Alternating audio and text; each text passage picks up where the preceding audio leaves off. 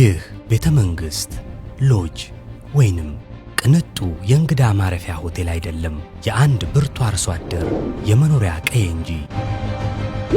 ግብርና ድካም አለው። ነገር ግን ደግሞ ፍሬውን ሲታይ ውበቱን ሲታይ ግብርና ከተሰራበት ገጠር ከተሰራበት የኢፎይታ የእረፍት የማዝናኛ ማዕከልም ጭምር ነው ግብርና ለኔ። አርሶ አደር አብነት ቀንም ማታ ደከመኝ ሰለቸኝ ሳይል የሚሰራ አርአያ የሆነ ወጣት አብነትን ማድነቅ አለብን። ነገር ግን ደግሞ በርካታ አብነቶች እንዲፈጠሩ ሁላችንም ጥረት ማድረግ አለብን። የለማ ሐሳብ ይሄን አካባቢ ቀይሮታል። አብነት ከራሱ አልፎ ለአካባቢ አርሶ አደሮችም አብነታዊ ስራ እየሰራን ያለው ይህ ወጣት ከራሱ አልፎ በከባቢው ያሉ 400 አርሶ አደሮች የሚደግፍ የሚሰራ የሚያሰራ ሰው ሆኗል። መጀመሪያ እኛ በአመት አንድ ጊዜ ነው የምንሰራው።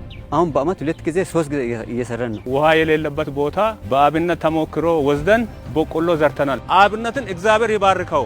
የእርሱ ያኗኗር ዘዬ ሁሉም አርሶ አደር ጋር ከደረሰ የእሱ የእርሻ ዘዬ ሁሉም ጋር ከደረሰ ብልጽግና የምንለው እሱ ነው። የአባቴ ገበሬ በመሆኑ በጣም ደስተኛ ነኝ። ወደዚህ ስንመጣ ደስ ብሎን ነው የምንመጣው።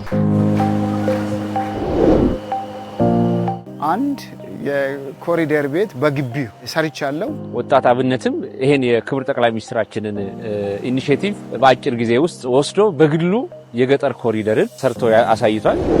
ኢትዮጵያ ተስፋ አላት። ተስፋ በእነ አብነት ይታያል።